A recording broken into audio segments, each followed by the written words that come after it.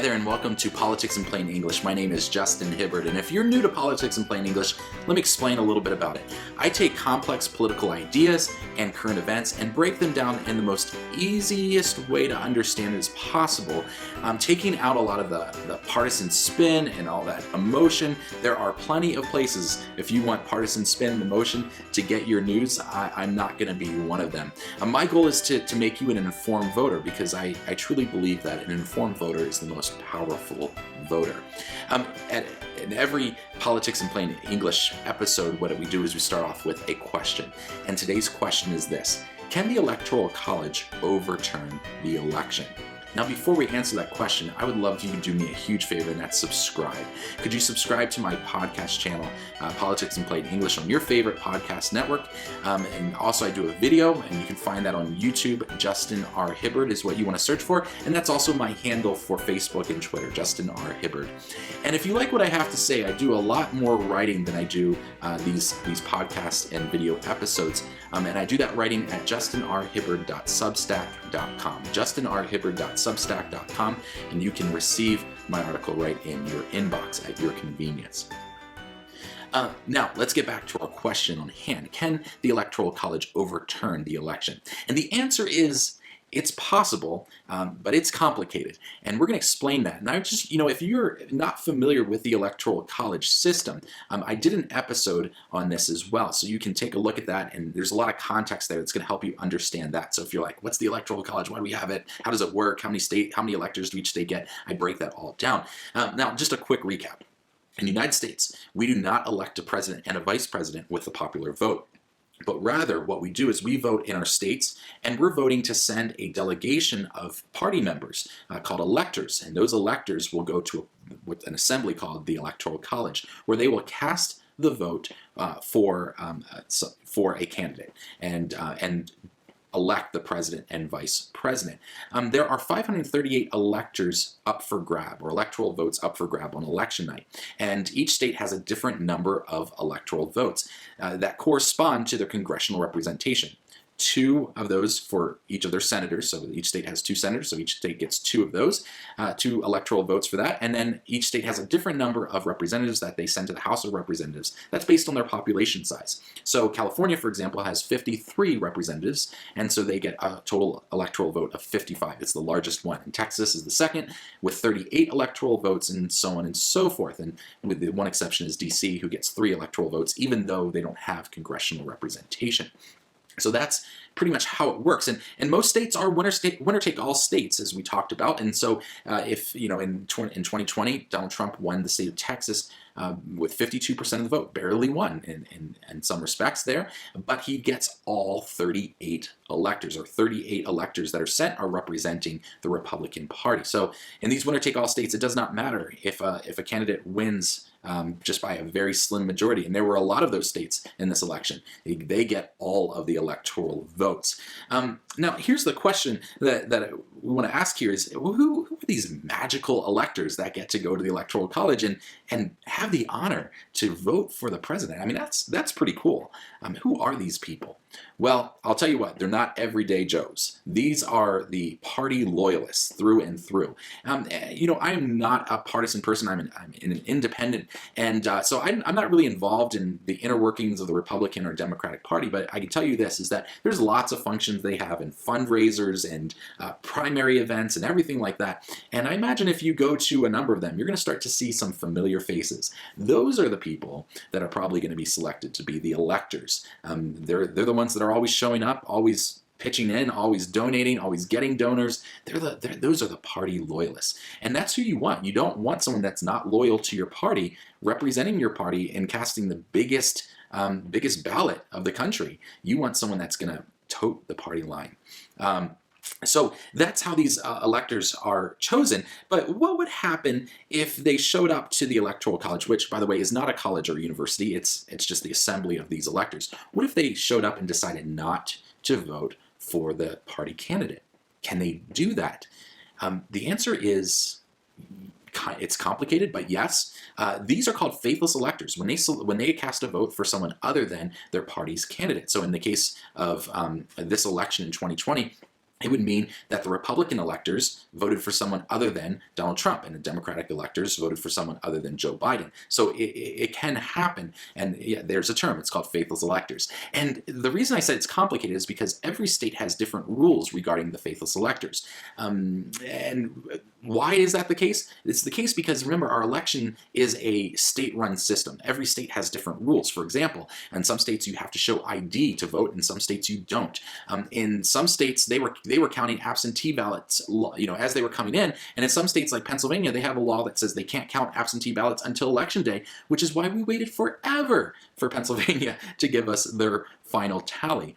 And the same is true with these faithless electors and the laws regarding that. Some states, faithless electors can cast the vote, so elector can go in and cast whoever they want, and that's their vote.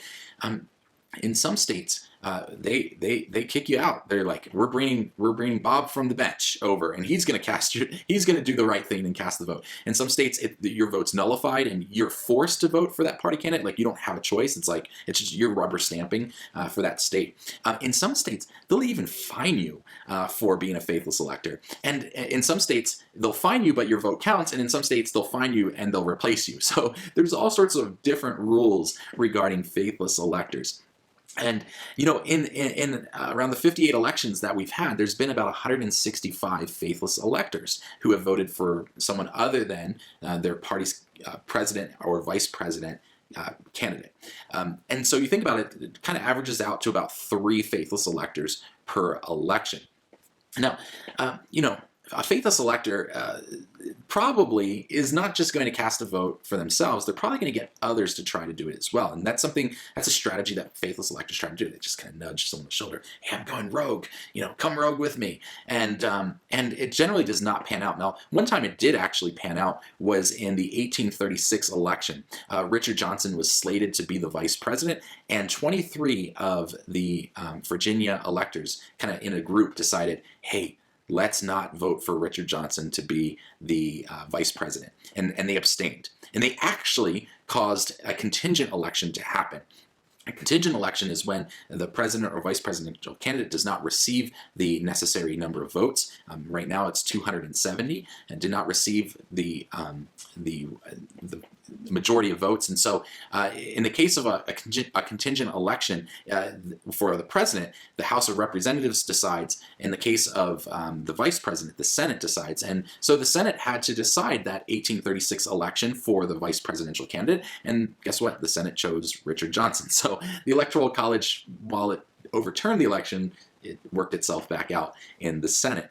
The most faithless electors, in other words, these people not only abstained their vote, but actually voted for someone else, was in the 1808 election when 6 faithless electors decided not to vote for their party candidate, James Madison. In the end, James Madison still became the president. Now, there have been a couple of times when faithless electors voted for someone else because their candidate died between Election Day and when the Electoral College was to meet. And so obviously they're going to vote for a living person rather than a dead person who's not going to get elected.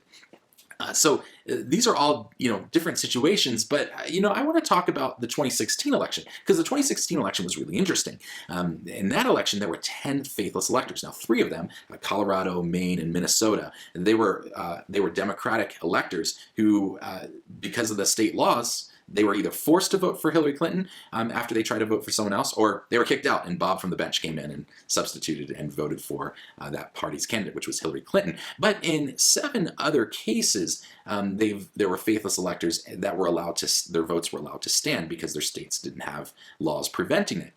In Washington, so Washington went for the Democrats, so they have 12 electoral votes. 4 of those electoral votes went rogue, and they were faithless electors. 3 of them voted for Colin Powell, who is a former Republican. He was the former Secretary of State under George W. Bush, which I find really interesting. In Hawaii, a little bit more predictable, one Democratic elector voted for Bernie Sanders instead of Hillary Clinton. In Texas, remember, Texas went for Donald Trump, the Republican, and so 2 of those Republican electors decided not to vote for Donald Trump. One voted for Ron Paul, the other one for John McKasick. So it happens, right? And that was pretty big, 10 in an election that actually voted for someone other than the presidential candidate. That's a big deal. So the question is, Could it happen in this election? The answer is it could happen. Is it going to change the election, or is the Electoral College going to overturn the election? I give it, oh man, it would be like a meteor hitting the earth, like getting struck by lightning twice in the same spot. I don't really see it happening. Here's why. Joe Biden won the 2020 election with 306 electoral votes. He needs 270. 270 is the majority. So in other words, in order to not have the majority, it would need 37 faithless electors who said we're not voting for Joe Biden. And they would have to come from states where you could do that. Remember, there are some states where you can't. So, that's a lot. We think of Hillary Clinton received those 8 faithless electors in 2016. So she got 8 faithless electors. 3 of them were nullified, so 5 of them stood. Joe Biden would need 37. And, I'm not trying to be hyper-partisan here and be disparaging, but Hillary Clinton was not a popular candidate. She just wasn't. Joe Biden does not have that unpopularity issue that Hillary Clinton had. So for him to get, was that 7 times the number of faithless electors? I don't really see that panning out. And the other thing too is you have to remember that these are party loyalists, and so they know that if there is a contingent election, it's going to go to the House of Representatives. And in a contingent election, you're not voting.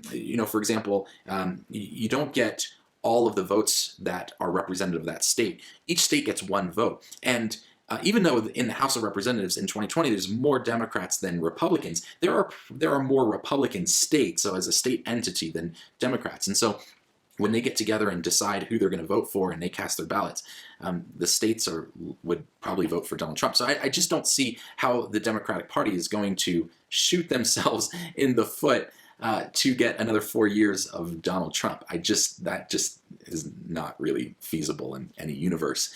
So just very unlikely. But let's go back to the original question. Can the Electoral College overturn the election? And the answer to that question is yes, it actually can do that and send it into a contingent election, in which case the House of Representatives and the Senate will come into play. But I don't see it happening when there's 306 electoral votes. I think it would have to be another situation where we have something like maybe 280 or 275 electoral votes for the winning candidate when it's a super close election. In that situation, I think it's quite possible that the Electoral College might overturn the election. Thanks for tuning in to Politics in Plain English. My name is Justin Hibbard, and if you like what you heard, please subscribe. You can find Politics in Plain English on your favorite podcast provider. The videocast is on my YouTube channel, Justin R. Hibbard. Follow me on Facebook and Twitter. Hey, it's all the same handle, Justin R. Hibbard. And lastly, I'll try and do a podcast and a vodcast once each week, but I do a lot more writing throughout the week, and you can subscribe and get my latest article in your inbox at justinrhibbard.substack.com. Thanks so much for tuning in. This is Politics in Plain English, and my name is Justin Hibbard.